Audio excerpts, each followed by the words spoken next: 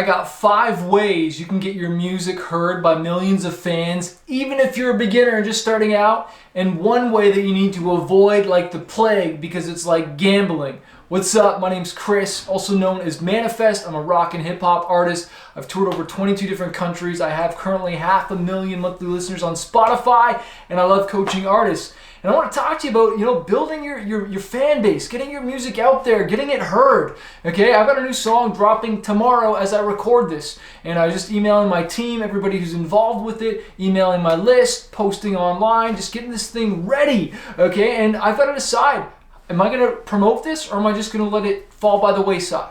And that's the honest question you need to ask yourself, okay? Because let's be honest, not every song is a hit, but the one that you know is the hit, you should be putting everything you've got behind it, all right? And I'll be honest, the song I'm releasing tomorrow, we wrote it for TV and film, and so that was kind of the play to get, we make a lot of money with TV and film placements, but it's still a good enough song that I want to release. I'm not bringing it to radio or anything like that, or, making a music video for it, but we are releasing it, we are promoting it. There is another song that I'm releasing maybe a few weeks, a month later, that we're gonna put more muscle behind, that we are pushing to different, other outlets, but I wanna give you 5 places where you can take your best song and I would promote that. Because remember, you don't promote albums by promoting an album.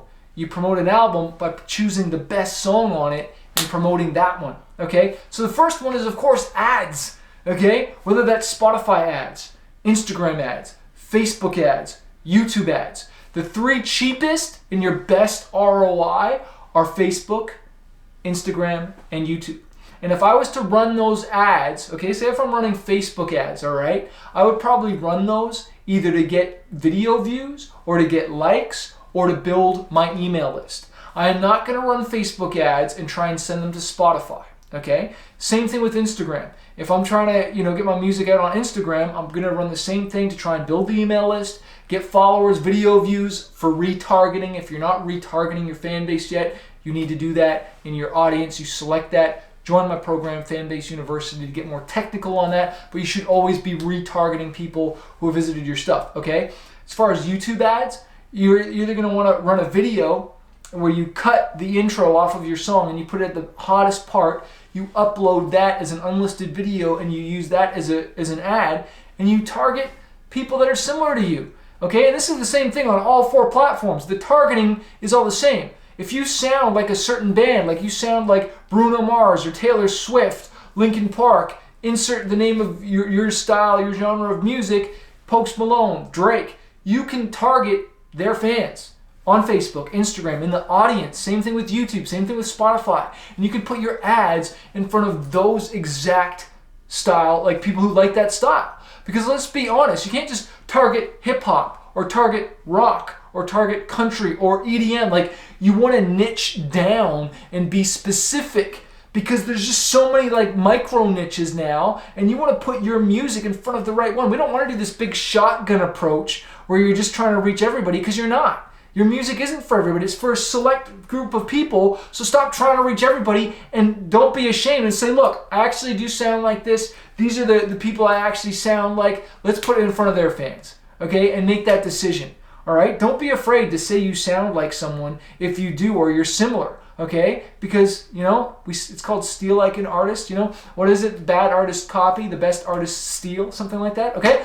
Second one, of course, and this is free and it's very similar, social media. Like, if you don't got accounts on, Facebook, Instagram, YouTube, just trying to grow organically and promoting your songs, like Facebook Lives, YouTube Live, Instagram Lives, going live with other friends, and just posting awesome, amazing content, making sure you're loaded up on your hashtags for Instagram, and just putting like awesome stuff that people are going to want to share. Like, as far as a musician, lyric cards work great. Take your best songs, okay, the best lyrics in your songs, the most powerful parts.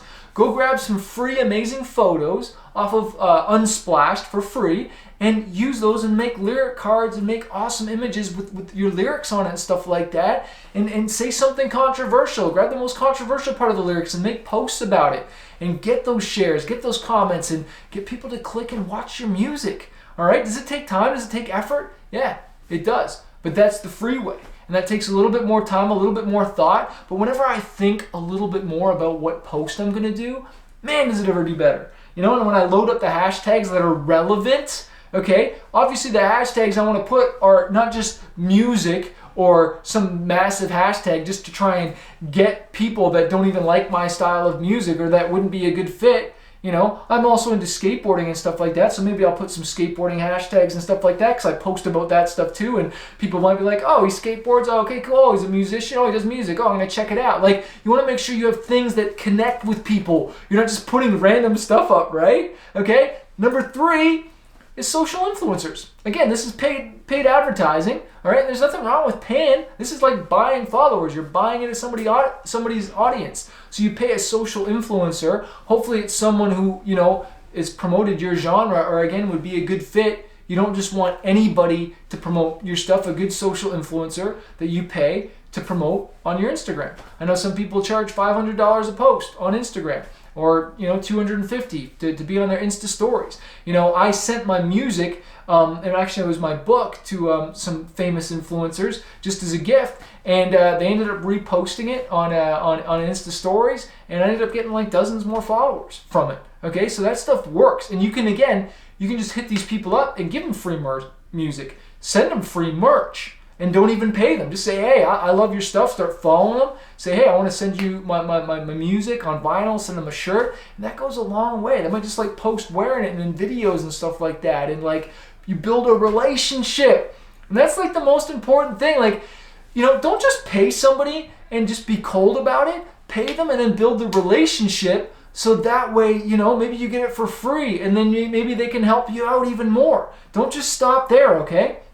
The last thing I want to cover is remixes, okay? You might want to do a remix or a feature. It's basically very, very similar, okay? So get someone to remix your song, a famous producer that has a following. You pay them to do a big remix. Their song's on it. Maybe you split the master, but now all of a sudden you tap into their fan base, and now you've got a brand new song, a new version of your song, new skin of your song, and now it's reaching a whole bunch of new people because you're tapping into their audience. You can do it by getting a remix or by getting a feature. You know, a lot of back in the day, I remember all these like famous R&B songs, they'd have the original version, the radio version, but then they'd have the remix, and they'd always get a rapper, get somebody else that adds onto that version because they want to make it cool or make a different thing. But really now, it's all about because we want to plug into that person's fan base. And you're crazy if you just have an amazing song and you don't get a feature on it. And you're like, no, I want to keep it to myself because it's such a good song. I just want to be on it. That is the most selfish, stupid thing. Why not share some of the pie, some of the publishing, even a little bit of the master if you have to tap into a much bigger fan base? You'll write another song and another song, but what's the point of having all these amazing songs if you are not promoting them? Hey music artist, it looks like you haven't downloaded a copy of my book Spotify Profits yet, showing you how I got 12.2 million streams and 100,000 followers on Spotify without a record label and without having to go on tour anymore. This thing reads like a magazine. It's going to show you how to hack that Spotify algorithm, how to release your songs in order so that you get the best chance of getting on those editorial playlists, how I collaborate with other artists, but most importantly, how to build that email list so that you can monetize your music. This will work for any genre, works wherever you live, does not matter. We live in a global singles economy, and now is your time to grow your Spotify following. Click the link in this video to download a copy today.